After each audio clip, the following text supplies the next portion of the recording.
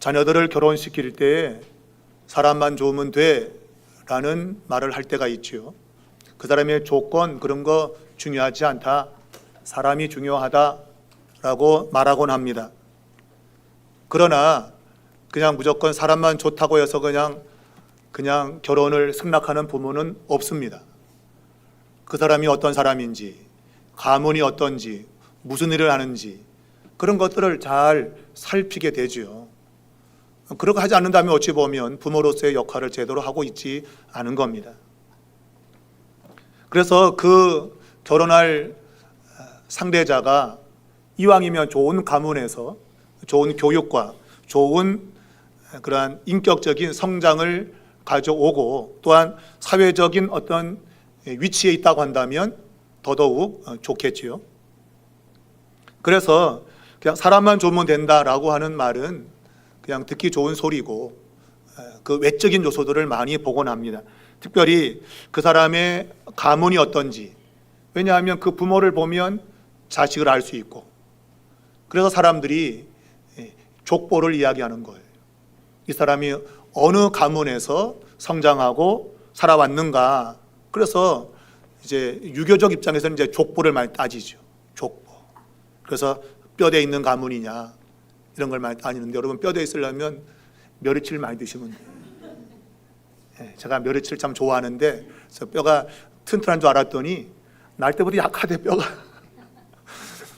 어쨌거나 제가 하여튼 멸치를 많이 먹곤 있는데, 여러분 뼈대 있는 가문을 그렇게 사람들은 좋아하는 것 같습니다. 우리가 이 예수 믿는다고 하는 것은 단순히 죽어서 가는 천국을 말하지 않고 성경적 의미로는 하나님 나라의 방식으로 세상을 사는 것을 가리킵니다. 그래서 예수를 믿게 되어지면 삶이 이전과는 다른 가치관, 인식을 가지고 살게 돼요. 쉽게 말하면 성경적인 사고를 하면서 삶을 살게 된다고 하는 것입니다. 저는 양녕대군파입니다. 조선을 건국했던 이성계의 큰아들이었던 양녕대군의 후손이에요. 제가 23대인지 24대인지를 잘 정확히 모르겠는데, 하여튼 따지자면 뼈대가 있다고 볼 수 있겠죠. 양녕대군파니까. 저희 아버지가 자식을 낳고 이름을 다 현자 돌림을 지었어요.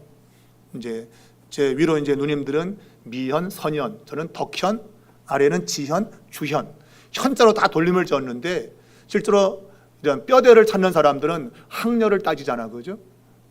학렬이 다음 세대는 뭐가 온다, 이런 것들이 하나의 그 자신의 가문의 정통성을 이야기하는 거예요.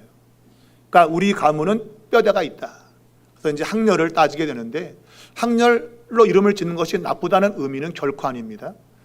그러나 예수를 믿게 되어지면 그러한 조건이나 뭐 이런 환경, 그런 건 별로 중요하지가 않아요.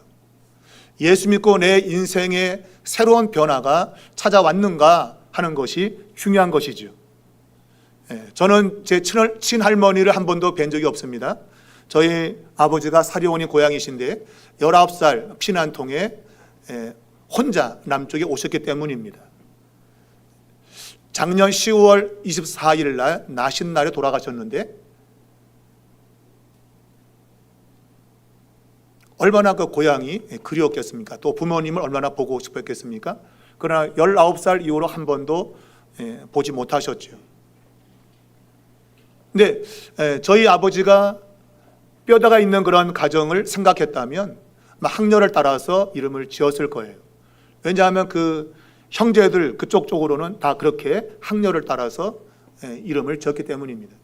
근데 저희 아버지는 현자 돌림으로 지었지만 학렬에 따라 지은 게 아니에요. 그냥 너 인생 앞으로 이렇게 살면 좋겠다. 그래서 어질 현자를 쓴 겁니다. 인생을 살면서 어질게 살아라. 저에게는 이제 덕자를 붙여서 큰 덕자인데, 큰 덕을 가지고 어질게 살아라.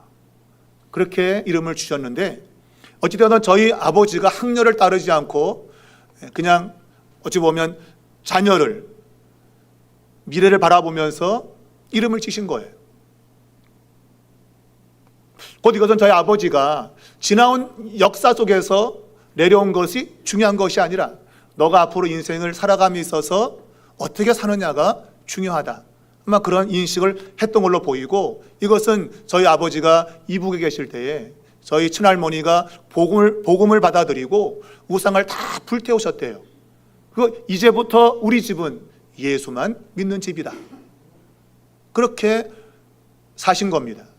그리고 이제 19살 때 남쪽에 내려오셨는데, 아마 그것이 아마 생각 속에 자리 잡았고, 그래서 지난날의 것들은 별로 중요하지 않다. 예수 믿으면 그때부터 새로운 삶이 시작된다 라는 그런 의미에서 이름들을 아버지가 자식들이 이렇게 되기를 바란다는 마음으로 현자를 넣어서 이름을 지셨어요. 사람들은 누구나 뼈대 있는 가문을 원합니다.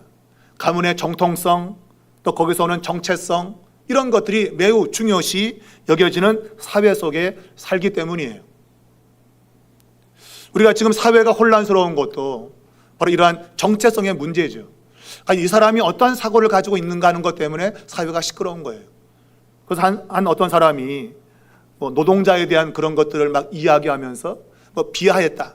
이것 때문에 온통 또 나라가 시끄럽고.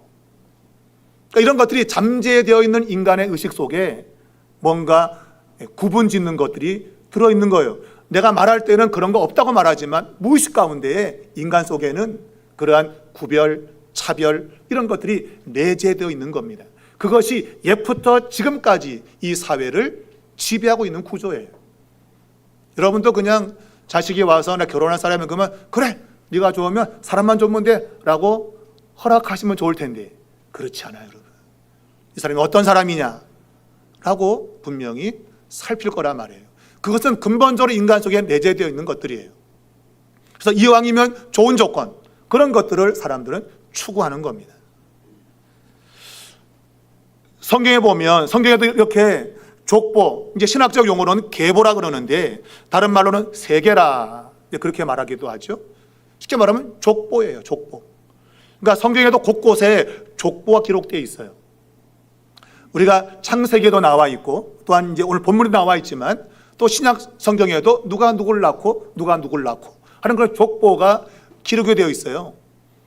사람 이름도 굉장히 발음하기가 어려워요. 이런 걸 왜 도대체 성경에 기록을 했는가? 골치 아프게. 여러분, 이 계보, 족보는 굉장히 중요한 의미를 담고 있기 때문에 우리가 참 읽으면서 참 지루하고 짜증나고 발음도 안 되도 막 혀가 꼬이고 그렇지만 성경 저자는 이 족보를 성경의 아주 중요한 부분에 위치를 두고 있는 겁니다. 오늘 역대기 저자는 자신이 하나님의 백성들에게 뭔가 메시지를 주기 위해서 글을 썼는데 그의 글 첫 번째 족보를 쓰고 있어요. 족보를. 도대체 이 성경 저자는 하나님의 백성들에게 이 족보가 도대체 어떤 의미로 알려지길 원해서 족보를 자신의 글 맨 첫 부분에다가 두었을까? 말했지만 이 족보라고 하는 것은 그 사람의 기원, 어디서부터 그 사람이 왔는가, 그리고 그 사람의 정체가 뭐냐, 정체성을 아는데 매우 중요한 역할을 하는 겁니다. 똑같이 이 역대기 저자가 쓰고 있는 이 족보를 통해서 하나님의 백성들은 도대체 어떤 정체를 가지고 있는가 하는 것을 우리에게 보여주고자 하는 거예요. 하나님을 섬기는 사람들은 정체가 뭐냐, 도대체 그들의 정체는 뭔가, 이것을 알려주기 위해서 족보를 쓰고 있는 거예요. 자, 그런데 오늘 이 역대기 저자의 족보를 쓰는 방식은 당시 사람들이 쓰는 방식과 조금 다른 독창적인 방식을 쓰고 있다고 하는 겁니다. 자, 이런 것들이 바로 역사의식에서 오는 거예요. 내가 어떤 역사의식이 있는가 따라서 글이 달라지게 되어 있습니다. 역대기 저자는 자신의 민족이 여러 가지 어려움을 겪으면서 그들에게 나타난 여러 가지 현상들, 그걸 통해서 하나님이, 하나님의 백성은 이러이러한 정체성이 있다고 하는 것을 알게 되었고, 그것을 족보를 통해서 처음 글을 쓰고 있는 겁니다. 그러니까 족보를 통해서 우리는 이스라엘 백성들의 정체성이 이런 것이구나 라고 하는 것을 알게 되고, 그것도 독특한 정체성을 가지고 있다라고 하는 거예요. 자, 우리는 이러한 족보를 통해서 몇 가지 중요한 것을 깨닫게 됩니다. 첫 번째는 이러한 계보, 족보라고 하는 것은 통합성과 분절성의 이중적 기능으로 기록이 되어 있습니다. 쉽게 말하면 통합성이란 뭔가 하면 그냥 한 세대에서 한 세대로 그냥 넘어가는 거죠. 아버지와 자식과 손자로 그냥 넘어가는 거예요. 이게 통합입니다. 분절은 뭔가 하면 한 세대 한 세대로 건너가지 않고 그 세대에서 있었던 자식들을 또 자세히 쓰는 거예요. 형제가 셋이 있으면 그 셋의 족보를 다시 자세히 쓰는 겁니다. 그러니까 뭉뚱그려 넘어가지 않고 다시금 자세히 요 한 세대를 쓰게 되는 거예요. 이런 방식을 오늘 역대기의 저자가 사용을 하고 있습니다. 그러므로 이 통합성과 분절성을 잘 보게 되면 역대기의 저자가 이스라엘 백성들의 정체성이 이런 것이구나라는 것을 우리에게 이야기하는 거예요.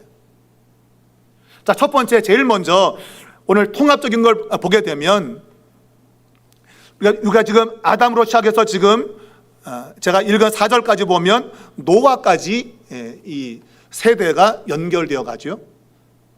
그리고 이제 24절로 붕 뜨면 노아에서부터 그의 아들인 셈, 그리고 다시 이제 세대를 이제 띄어서 가게 됩니다.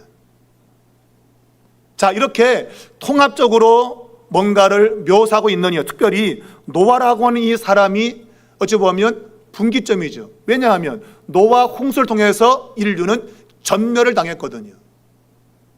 그러니까 인류가 아담으로 시작돼 가지고 노아까지 왔는데 죄악이 꽉 차서 하나님이 모든 인류를 전멸을 시켰어요. 그리고 노아의 방주에 남은 사람, 노아의 후손을 통해서 또 다른 이제 역사를 하나님께서 써나가신 거예요.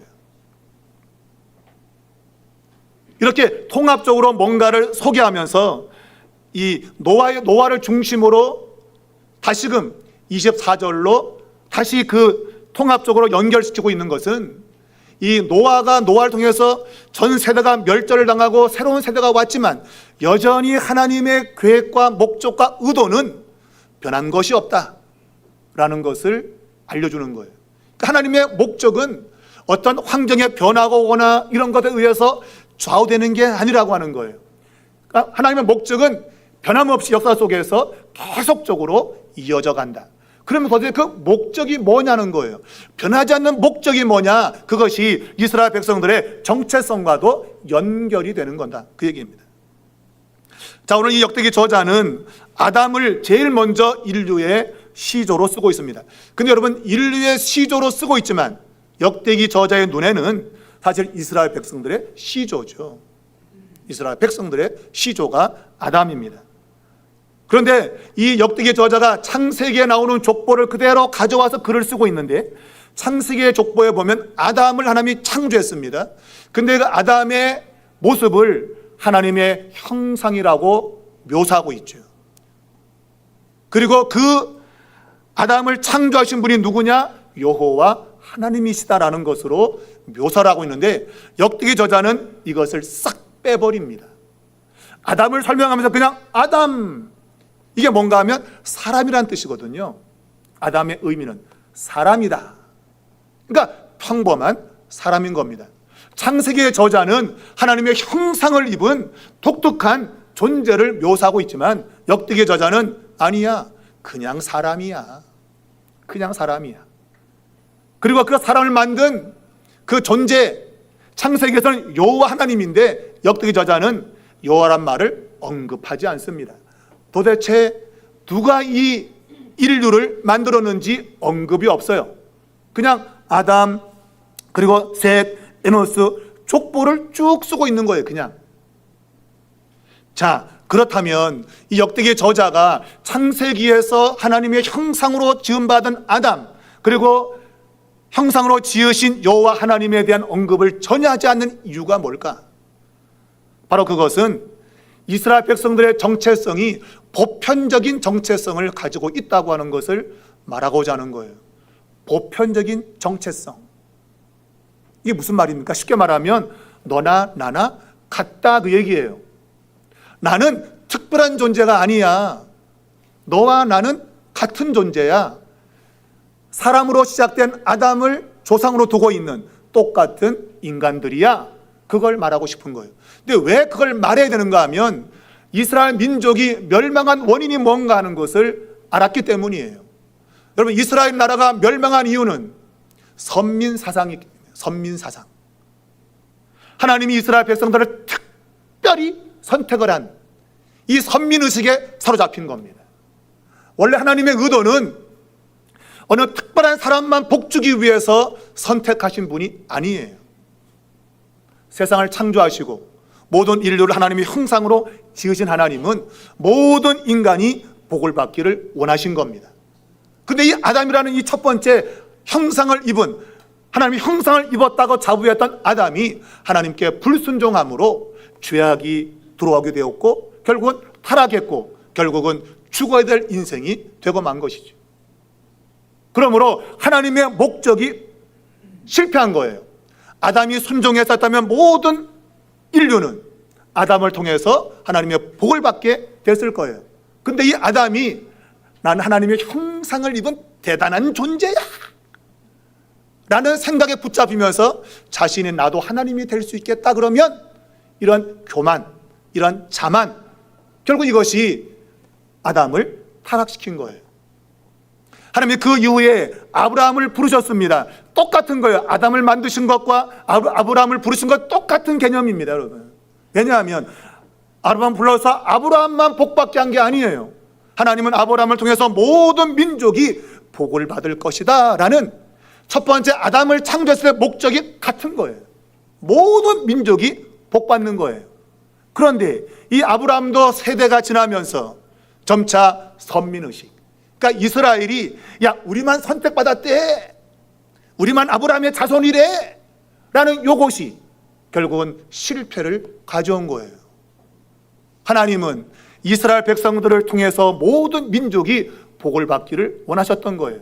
근데 이스라엘은 아니야, 우리만 특별히 선택받은 민족이어서 우리만 복을 받고 나머지는 전부 다 오랑캐야, 다 이방인들이고 전부 다 개 같은 존재야, 그렇게 생각했던 거예요, 여러분. 그래서 하나님이 이스라엘을 멸망을 시킨 겁니다. 너는 도저히 안 되겠다, 너는 구제불능이야. 역대기 저자가 이걸 깨달은 겁니다. 어떻게 해서? 그들의 바벨론의 포로로 잡혀가서 또한 이제 페르시아로 정권이 넘어가면서 그리고 고레스가 다시 귀한 영을 내리면서 돌아오면서 깨달은 거예요. 고난 속에서 하나님의 목적은 모든 인류가 하나님의 은혜와 복을 받는 것이었구나 라는 것을 깨달았던 거예요. 그래서 역대기 저자가 처음 글을 쓰면서 아담으로부터 족보를 쓰기 시작한 겁니다. 인간은 한 조상으로부터 왔다, 모두가 다 동등하다 라는 이야기를 하는 겁니다. 이것이 바로 보편적인 사명을 깨닫는 거예요. 여러분과 저가 나는 특별해라고 생각하는 그 순간부터 여러분과 저는 망하는 길로 가는 겁니다. 하나님은 역대기 저자의 글을 통해서 아담이 실패했고 또한 아브라함의 자손들 이스라엘이 실패했던 그것을 궁극적으로 예수 그리스도가 완성했던 것을 우리에게 말하고 있는 거예요. 여러분, 예수님이 하신 일이 뭡니까? 여러분과 저를 단순히 죄에서 건져서 천국 보내는 것입니까? No, 그거 아닙니다, 여러분. 근데 오늘 많은 교회를 다니는 사람들 생각 속에 예수 믿으면 죽어서 천국 간대, 이것만 가지고 있는 거예요. 여러분, 그것은 일부분에 불과한 겁니다. 성경은 죽어서야 천국을 잘 말하지 않아요. 왜? 성경의 관점은 거기에 있지 않아요. 성경의 관점은 하나님 나라의 방식이 무엇인가 하는 것을 드러내는 거예요. 그리고 그 방식대로 사는 겁니다. 예수 그리스도가 이 세상에 오신 것, 하나님의 아들이 자신을 비워서 세상에 오신 것은 자신을 통해서 모든 사람이 하나님의 은혜와 복을 받기 위해서예요. 그래서 유대인과 이방인의 구별이 없는 거예요. 이제는 유대인과 이방인의 구별이 없어요. 그런데 베드로조차도 그 복음을 들었으면서도 이방인에게 복음을 전하지 않으려고 했단 말이에요. 우리 유대인만 예수 믿고 구원받자, 그런 생각이 있었던 거예요. 그래서 하늘에서 여러 가지 그 짐승, 부정한 짐승이 내려올 때 잡아먹어, 나 저거 더러운 거 안 먹습니다, 이 말은 부정한 이방인들과 상관하지 않는다, 그 얘기예요. 여러분, 하나님이 내가 먹으라면 먹어 이 자식아. 쉽게 말하면 쳐먹어라 이 자식아. 내가 먹으라는데 하나님의 뜻인데 네가 거부해? 그 얘기예요, 여러분. 역대기 저자가 지금 고난 속에서 깨달아진 것은 유다 이스라엘이 멸망한 이유가 바로 이 특별한 선민 사상이었어요. 우리만 복을 받으면 되고 나머지가 죽든 말든 상관이 없다. 이 생각이 결국은 유다를 멸망으로 이끈 것을 깨달은 겁니다. 그래서 역대기를 쓰면서 제일 먼저 족보를 쓰는데 바로 이러한 하나님의 보편적인 구원, 그래서 아담으로부터 모든 민족이 나왔다, 모든 인류는 동일하다라는 것을 말하고자 하고 있는 겁니다. 사도 바울은 이 비밀을 깨달았고, 그래서 에베소 1장을 여러분 집에 가서 읽어보시면 예수 그리스도를 통해서 하늘에 있는 것이나 땅에 있는 것이나 땅 아래에 있는 모든 것들이 그분 앞에 무릎 꿇고 만물이 일치되는 것을 하나님이 창세전부터 계획하셨다라고 선언하고 있는 거예요. 이 세상 모든 것이 그리스도 안에서 통일되는 겁니다. 하나가 되는 겁니다. 여러분, 교회가 이걸 놓치면 안 됩니다. 우리의 생각이 다를 수 있고 뭔가 차이가 있을 수 있어요. 그러나 너가 죽고 나는 살아야 돼, 이 방식은 안 되는 겁니다. 근데 지금 이 사회는 너는 죽어야 되고 나는 살아야 된다고 지금 사람들이 소리치고 있는 거예요. 나와 다르면 무조건 죽어야 되는 존재로. 그러나 성경 저자는 아니야, 우리 모두가 한 조상으로부터 뿌리를 내리고 왔어. 우리 모두가 다 인류야. 이걸 말하고 싶은 것. 왜? 그 길만이 사는 길이기 때문이에요. 내가 남을 죽이면 내가 살 거지만 나도 죽게 돼 있다, 이거예요. 여러분과 저가 이것을 깨닫지 못하면 예수님의 십자가를 알지 못하는 겁니다. 미안하지만 죽어서 천국 갈 수 있을지 모릅니다, 여러분. 갈 수 있을까요? 물음표를 달 수밖에 없어요.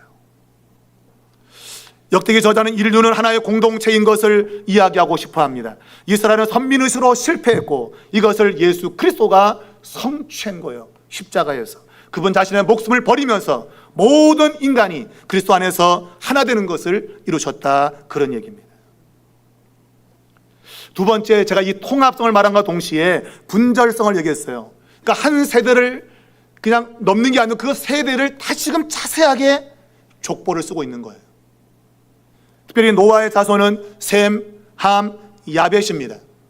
이 셈, 함, 야벳을 다시 족보를 쓰고 있다, 이거예요. 이게 분절성이에요. 자세히 나누어 쓴다, 그 얘기예요.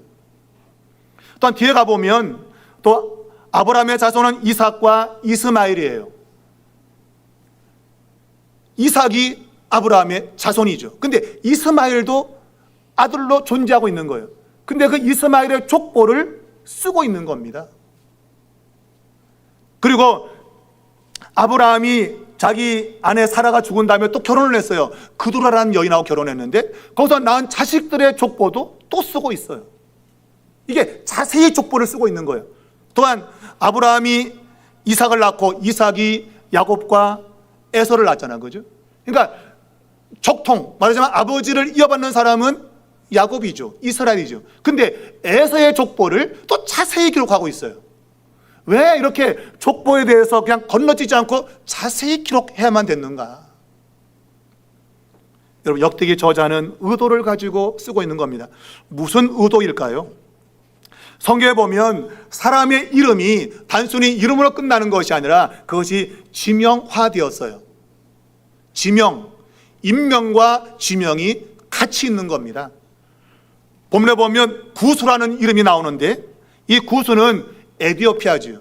여기 현재 수단 그쪽 지역을 가리키고 있고 미스라임은 이집트를 가리키고 있어요.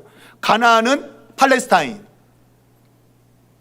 자, 그런데 이러한 이름들이 지명으로서 사용되고 있는 것을 족보를 통해서 드러내고 있는 거예요. 무슨 말인가 하면 시간적으로 하나님의 뜻이 변하지 않듯이 하나님은 공간 속에서도 역사하고 있다. 지역 속에서, 공간 속에서도 하나님은 그분의 뜻을 이루고 있다고 하는 거예요. 자, 오늘 본문에 보게 되면 이러한 구스, 미스라임, 가나안 말고도 다시스, 기띔, 도다님, 데마, 암말렉이라는 이름이 나오는데 이 모두가 다 지명으로 사용되고 있습니다. 특별히 제가 말씀드린 요 도시들은 고대에서 무역이 왕성하게 일어났던 도시들입니다. 여러분, 무역은 뭐 하는 거예요? 내 거를 네가 갖고 네 걸 놔줘, 그거죠, 그죠? 그러니까 무역은 공생, 서로 살기 위한 방책인 겁니다. 내게 없는 건 너한테 있지? 그거 놔줘서 나 좀 살게 하자. 너 그거 없지? 나한테 있어. 내가 줄 테니까 너도 살아라. 이게 무역입니다, 무역. 여러분, 지금은 무역으로 세상이 사는 동네입니다, 여러분. 어느 한 곳에 다 있지 않아요, 여러분. 어느 곳에는 있고 어느 곳은 없고. 근데 이것이 편중되기 때문에 한쪽은 굶어 죽고 한쪽은 막 배 터지게 먹고 막 버리는 겁니다. 이게 지금 성경적인 이것이 안 되고 있는 거예요. 이것이 원활하게 분배가 돼야 되는 거죠.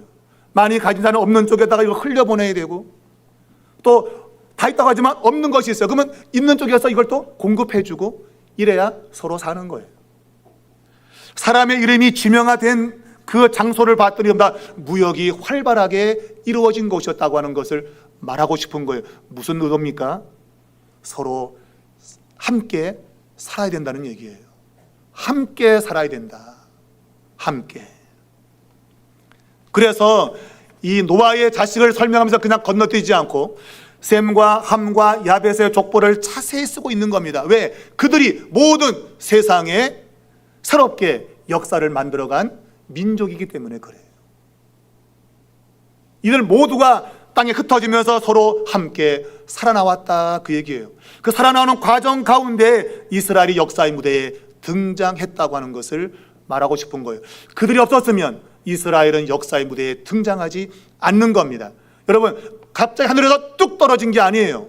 이스라엘은 역사의 흐름 속에서 하나님이 적합한 때에 역사의 무대에 등장을 시킨 거예요. 이 이야기는 전에 있었던 이런 여러 민족이 있었기 때문에 가능한 겁니다, 여러분. 그러니까 우리가 생각하면 이스라엘 백성은 하나님의 약속을 지킨다는 그런 미명하에 그냥 가나안 땅을 그냥 가지게 만들었다, 이렇게 생각하지만 역대기 저자는 그렇게 보지 않는 겁니다. 함께 살아가는 공생의 관계 속에서 이스라엘이 역사 속에서 서서히 가나안 땅에 정착을 했다. 왜? 가나안 땅에 미리 있던 사람들을 통해서 그들이 살 수 있었다는 거예요. 그들이 없이는 가나안 땅에서 살 수 없었다고 하는 것을 말하고 싶은 거예요. 여러분, 기원전 2세기에 신현서라는 책이 쓰였습니다. 이 신현서는 우리 성경 66권 정경에 들어오지 못했어요. 그리고 외경으로 분류가 되어 있습니다. 하나님의 역사를 쓰긴 썼는데 뭔가 약간 그릇됨이 있는 거죠. 오류가 있는 거예요, 오류가. 그래서 정경에 들어오지 못한 거예요. 근데 그 신현서를 보게 되어지면 그 내용에 노아의 자식에 대한 이야기가 써 있는 겁니다. 거기 보면 이 가나안 땅을 누가 받았느냐? 신현서에서는 노아가 셈에게 줬다고 돼 있어요. 그렇게 쓴 거예요. 기원전 2세기에 쓴 사람이 가나안 땅은 아버지 노아가 자기 자식 셈에게 줬다. 셈. 근데 실제로 역대기 저자는 그게 아니다 이거죠. 그게 아닌 거예요. 원래 이 가나안 땅은 함의 아들 가나안에게 있었던 거예요. 주어진 거예요. 함의 아들 가나안이 그 땅을 차지했던 겁니다. 근데 그 땅에 셈의 후손들이 들어와서 이주해서 산 거예요. 그게 성경의 이야기인데 제가 말했잖아요, 그죠? 사람들이 자기 중심적으로 바뀌는 거예요. 그래서 기원전 2세기에 글을 쓴 사람은 아니야, 원래 우리는 독특한 민족이어서 노아가 셈에게 가나안 땅 준 건데 가나안이 뺏은 거야, 그렇게 쓰는 거예요, 글을. 여러분, 역대기 저자는 그거 아니야. 하나님은 이전에 민족들이 있었지만 상관없어. 그 민족들 틈 안에서 하나님의 백성들이 살아가도록 함께 살도록 하나님이 역사하시는 분이야 라는 것을 말하고 싶어하는 거예요, 여러분. 이 말은 하나님이 그의 백성들이 이 세상에서 갑자기 뚝 떨어진 것이 아니라 환경을 조성하고 그리고 그 조성된 환경 속에 들어와서 함께 적응하며 서로 함께 살아가면서 하나님의 역사를 이루어간다고 하는 것을 말하고 싶은 것이죠. 이걸 깨닫지 못하면 여전히 너는 죽어야 되고 나는 살아야 된다는 방식이 존재할 수밖에 없는 거예요. 그래서 이 희년서가 아까 말한 대로 셈에게 줬다고 노아가 그렇게 줬다고 쓸 수밖에 없는 겁니다. 왜? 자기 중심적으로 모든 걸 해석하는 거예요. 그러한 사상이 결국은 예수님 당시에도 바리새인과 사두개인이 등장하는 겁니다.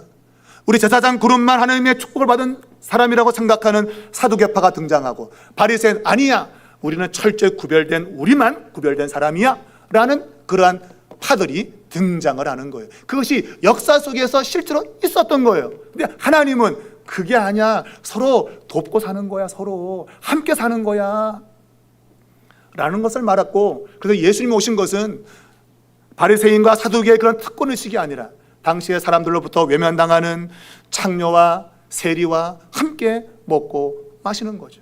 너도 살고 나도 살고 같이 살자, 이게 하나님 나라의 방식인 것을 예수님이 보여주신 겁니다. 여러분, 우리 대한민국은 쇄국 정책에 큰 피해를 본 나라입니다. 일본은 빨리 문호를 개방해서 선진국대로 나가는데, 이 대한민국은 우리는 동방의 예의주기고 우리는 참 대단한 민족이야 해서 문을 꽉 걸어 잠궜죠. 쇄국 정책, 결국 그것이 대한민국의 발목을 붙잡은 겁니다.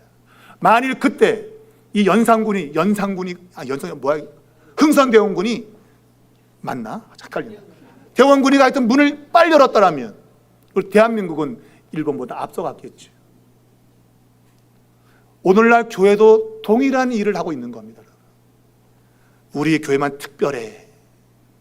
여러분, 우리 교회만 특별하지 않습니다, 여러분.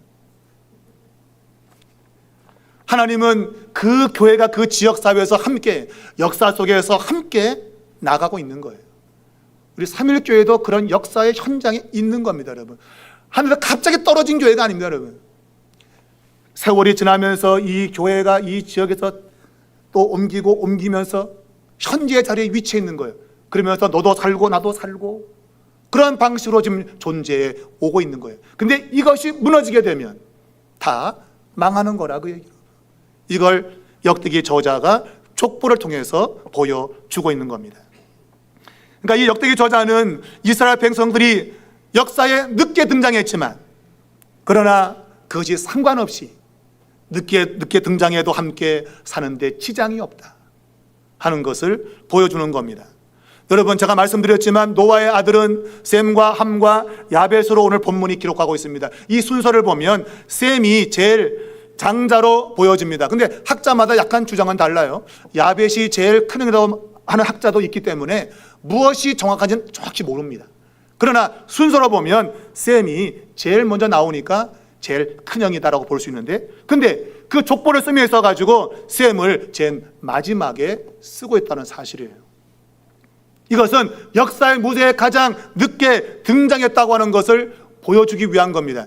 역사의 무대에 가장 늦게 등장했지만, 그러나 하나님이 함께 살아가도록 모든 환경과 여건을 만드셨다고 하는 거예요. 근데 그것을 이스라엘 백성들이 깨닫지 못했을 때에 결국은 나라가 망했다라는 것을 이 족보를 통해서 깨닫게 하신 겁니다. 여러분, 교회가 하나님의 이 보편적인 생각을 깨닫지 못하면 교회는 문을 잠그게 됩니다. 우리가 남이가, 우리만 뭉치자, 우리만 살자, 그러면 교회는 망하는 것이죠. 교회는 문이 열려야 되고 누구든지 올 수 있는 그런 교회가 되어야 되는 것입니다. 마지막 세 번째는 이런 보편성이 기본이지만 그러나 동시에 특수성도 가지고 있는 거예요. 이 족보가 그것을 보여주고 있는 겁니다. 말했지만 이스라엘은 세계 무대에 가장 늦게 등장한 걸로 지금 역대기 저자가 족보를 쓰고 있어요. 다른 모든 민족보다 자리를 잡고 있어요. 근데 뒤늦게 가나안 땅에 이주해가지고 살아가는 출발이 늦은 민족이었어요. 그런데 하나님은 그 민족을 높이 세우시는 역사를 보여주고 있는 거죠. 역사의 무대에 늦게 등장했지만 하나님을 믿고 신뢰하고 그분의 뜻을 따라 살면 하나님이 그 민족을 역사의 주인공으로 쓰겠다고 하는 것을 보여주고 있는 겁니다. 여러분과 저도 드라마 보게 되면 주인공은 맨 늦게 등장하잖아요. 앞에 그냥 조연들이 막 설치다가 결국은 주인공은 맨 늦게 등장하는 거예요. 오늘 아까 말씀드렸지만 셈의 족보를 가장 나중에 쓰고 있고, 그리고 아까 말한 대로 이스마엘의 족보가 이삭보다 먼저 나와 있어요. 나중에 족보가 나와요. 그리고 아까 말했지만 에서의 족보, 이게 먼저 나와요. 그리고 그로 이루어진 에돔이라는 민족이 먼저 등장을 해요. 역사 무대에. 이스라엘은 나중에 등장한 거죠. 그러나 하나님의 뜻을 온전히 깨닫게 되면 하나님이 그 나중에 등장한 이스라엘을 역사의 주인공으로 쓰겠다고 약속하고 있는 거예요. 중요한 것은 하나님의 뜻을 내가 알고 있는가, 하나님이 나를 통해서 역사의 주인공으로 쓰고 싶어하는 그 목적을 알고 있는가 하는 게 중요한 것입니다. 여러분, 이스라엘은 말씀드린 대로 이러한 보편성을 알지 못했고 결국은 나라가 주전 586년에 바벨론에 의해서 망했습니다. 그리고 포로로 끌려가서 각 고대 근동에 흩어져 살았어요. 근데 갑자기 페르시아의 고레스 왕이 바벨론을 무너뜨리고 평정을 했습니다. 그리고 이스라엘 백성들을 고국에 돌아가라고 귀환령을 내렸어요. 이스라엘 백성들이 고국으로 돌아오기 시작한 것이죠. 그리고 그들이 정착한 곳이 어딘가 하면 예후드라고 하는 장소예요. 예후드 처음 들어보시죠, 그죠? 쉽게 말하면 예루살렘입니다, 여러분. 예루살렘. 근데 당시에 예루살렘 이름을 사람들이 잃어버리고 산 거예요. 그 유명했던 찬란했던 예루살렘의 이름이 기억 속에 사라진 거예요. 왜? 포로로 끌려간 동안 예루살렘은 거의 사라진 도시였단 말입니다. 그리고 이름이 예후드라고 새롭게 불리기 시작한 거예요. 이 예후드라는 의미는 뭔가 하면 페르시아의 식민지라는 그런 의미를 갖고 있어요. 아주 조그만 지방, 페르시아의 그 위대한 강국의 식민지. 그러니까 남들이 보지 않는 그런 땅이라 그런 얘기예요. 지금 그 땅에 돌아온 거예요, 지금. 그러니 여러분, 무슨 희망이 있겠습니까? 희망이 없죠. 그런데 역대기 저자는 족보를 통해서 희망을 던지고 있는 거예요. 말했지만 역사의 무대에선 주인공은 늦게 등장한다. 우리의 지금 상황이 매우 안 좋지만, 그러나 하나님의 뜻을, 보편적인 뜻을 이해한다면 하나님께서 우리를 역사의 주인공으로 쓰실 거다. 그걸 지금 이야기하는 거예요. 우리가 알고 있듯이 제1차 귀환령에 스룹바벨 총독이 여호수아 제사장과 함께 1차 귀환해서 성전을 재건하지요. 근데 그 성전 재건이 너무 초라했습니다. 규모 면에서. 그 옛날에 솔로몬 성전과 비교하면 굉장히 작은 성전이었어. 그래서 사람들이 막 통곡했어요. 이것도 성전이냐 그러고. 그런데 하나님께서 이 나중에 이 성전의 영광이 이전 영광보다 훨씬 클 것이다 라고 말했어요. 여러분, 하나님 왜 그런 말을 했을까요? 바로 이 족보가 담고 있는 겁니다. 너희가 나중에 시작했다고 늦은 게 아니다. 주인공은 마지막에 등장한다. 비록 이 성전이 초라해 보이지만 하나님은 큰 영광을 드러낼 거다. 이스라엘 백성들이 자신을 주인공으로 쓰기 위해서 보편적 사명을 인식할 수만 있다면 하나님이 이스라엘 백성들을 들어서 역사의 마지막에 주인공으로 쓰겠다고 하는 것을 족보를 통해서 보여주고 있는 거예요. 여러분, 우리 한국교회만 아니라 세계 교회가 거의 쇠퇴 기로에 있습니다. 한국교회는 많은 부흥을 이루었지만 지금은 거의 불이 꺼져가듯이 위태로운 상황에 있습니다. 희망이 없다고 말합니다. 그러나 여러분, 이 땅의 교회가 다시금 이 보편적인 사명을 인식한다면, 너도 살고 나도 살아야 돼, 이러한 인식을 가지고 있다고 한다면 하나님은 다시금 교회를 역사의 마지막에 주인공으로 쓰실 겁니다. 무엇보다 우리 삼일교회는 지난날에 찬란한 영광이 있었습니다. 지금과 비교하지 않을 영광이 우리 교회에 있었습니다. 그러나 지금을 둘러보면 어찌 보면 불이 꺼진 것처럼 희망이 보이지 않을 수 있습니다. 그러나 오늘 이 족보를 통해서 우리가 하나님께서 우리 하나님의 백성에게 요구하는, 특별히 삼일교회에 요구하시는 보편적인 사명, 너도 살고 나도 살자, 십자가의 정신으로, 아니 내가 죽고 네가 살아라, 그런다면 하나님께서 다시금 찬란한 영광을 주실 것을 오늘 본문을 통해서 우리에게 주고 있다고 믿는 것입니다. 여러분, 예수 그리스도는 그러한 역사를 얼마든지 일으키시는 분입니다. 죽음에서 부활하신 그분은 지금 사라져가는 영광을 다시 일으켜 세워서 하나님의 영광을 크게 드러낼 수 있는 능력을 가지고 계십니다. 여러분, 좀 힘이 들다고, 좀 출발이 늦다고 낙심하지 맙시다. 여러분이 분명한 사명, 보편적 사명을 인식한다면 하나님 여러분을 사용하여 놀라운 기적을 이루실 겁니다. 여러분과 삼일교회, 하나님이 그렇게 쓰실 귀한 교회로 하나님이 역사할 겁니다. 여러분, 이웃에게 십자가의 정신으로 다가갑시다. 당신이 살고 내가 죽겠다, 이런 마음 가지면 하나님이 우리 삼일교회 역사의 주인공으로 이 마지막 때에 귀하게 사용할 줄로 믿습니다.